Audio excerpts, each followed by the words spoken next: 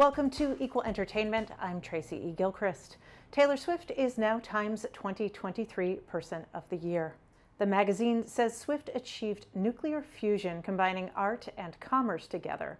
Her Eras tour grossed $2.2 billion in North American ticket sales alone. It was StubHub's biggest tour in the website's history. Swift's concert film, Taylor Swift: The Eras Tour, raked in $96 million in the box office in the US and Canada. Swift is the first figure from the arts to be named Person of the Year. The man behind legendary television shows like All in the Family, Maude, Sanford and Son, and The Jeffersons has died. Norman Lear died at his home in Los Angeles. He was 101 years old.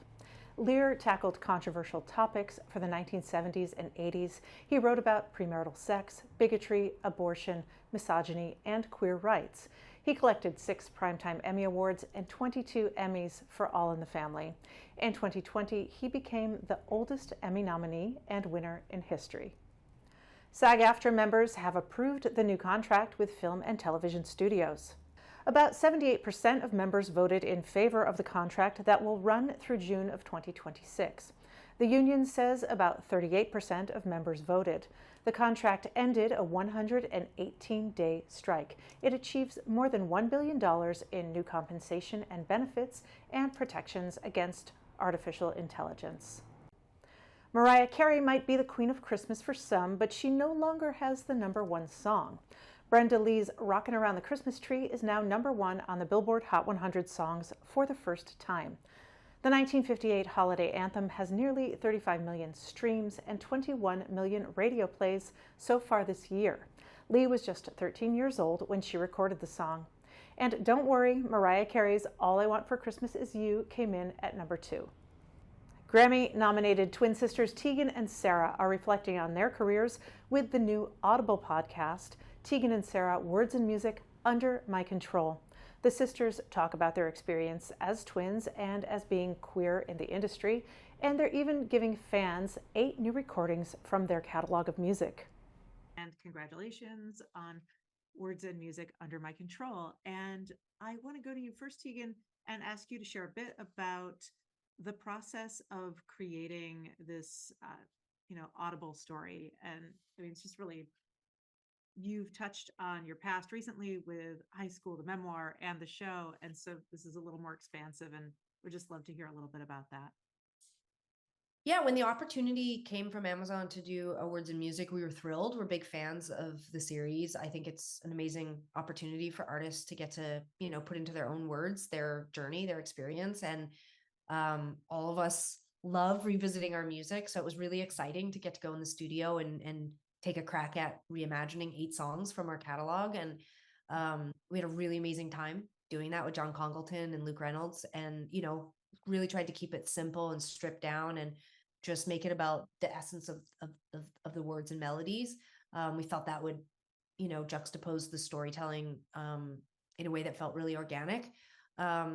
And to sit down, Sarah and I, for what felt like days and days and days, and tell our story in our own words to Laura Snapes, who I think is just an amazing, wonderful listener, really active listener, to help us articulate the last 2 decades, was honestly really like therapeutic and cathartic. I do not imagine that we will never do it again, but I do think that at this midpoint in our career, it was really nice to be given the platform to tell our story in our own words, especially because the first half of our career is sort of a weird sort of, the press and media of the early 2000s wasn't awesome. And, the void of not having social media to be able to speak in your own words, it just basically created a really amazing opportunity for us to tell, especially the early part of our career, in our own words. And I'm really proud of it, really excited to have gotten to do it. Yeah. Thank you so much. And Sarah, would you touch on a little bit about that kind of environment in the early 2000s?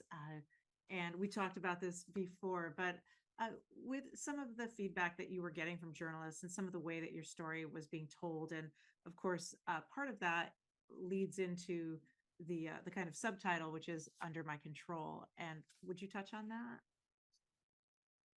I mean, I think, it's probably unique to our story that we happened to be young girls, we were gay, we were out, and we were also making music that was somewhat unclassifiable, at least to the male journalists who could struggle to figure out exactly what we were. I think if we had been men or boys or whatever, we would have sort of been easily slotted into like just making like rock music or indie rock music. But because we were girls and gay and young, there was a lot of awkwardness and sort of fumbling around for description. And so we often got, the sort of like folk, moniker. And I think that didn't feel right from where we were coming from in terms of like the music that we were interested in. And it didn't feel right because the artists that we were sort of being lumped in with weren't necessarily who we saw as our peers or who we necessarily saw as like inspiration. And so when you sort of like added that all to the kind of like awkwardness of talking to men that were often sometimes 10, 20, maybe even 30 years older than us about, our identity, our sexuality, our relationship as sisters, our relationship to music, how we saw ourselves. I mean, it was just like the conversations were horrible. And I don't think that a lot of these people meant to be horrible. I think that they were so unqualified to have those conversations, and they sort of, it wasn't a lack of curiosity. I think it was really hard for them to see past their own sort of stereotypes and misunderstandings. And so we often would do these interviews that felt really awkward, and the result in print would be just as awkward. So, I think there were some people who just were really awful people, but I think a lot of it was just clumsiness of people trying to understand us who had no, education or connection to the identities they were trying to understand and write about. So, it made for a difficult decade. And it meant that Tegan and I were sort of like, we were tasked with the labor of often doing two jobs. We were talking about our band and trying to promote our music while also trying to educate people about what was appropriate, in terms of like talking about our identity and our relationship in the music industry. And so, it was exhausting, and it's gotten a lot better.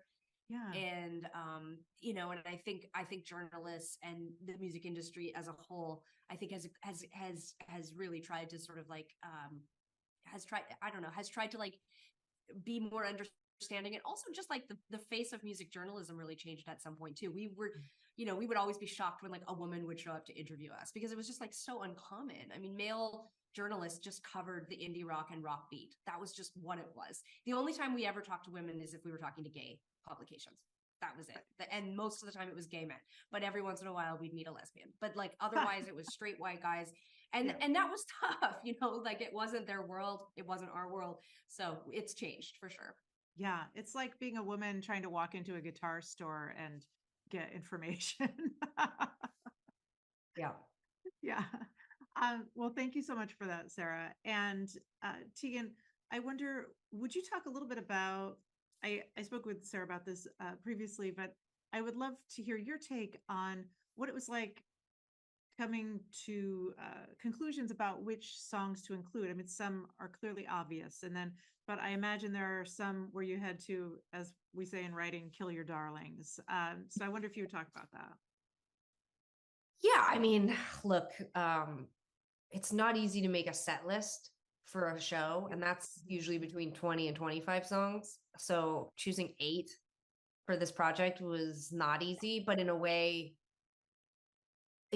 nobody needed 8 deep cuts. So it was kind of easy in a way, because it's like we kind of do have to put some obvious stuff on, like songs like Closer and Walking with a Ghost.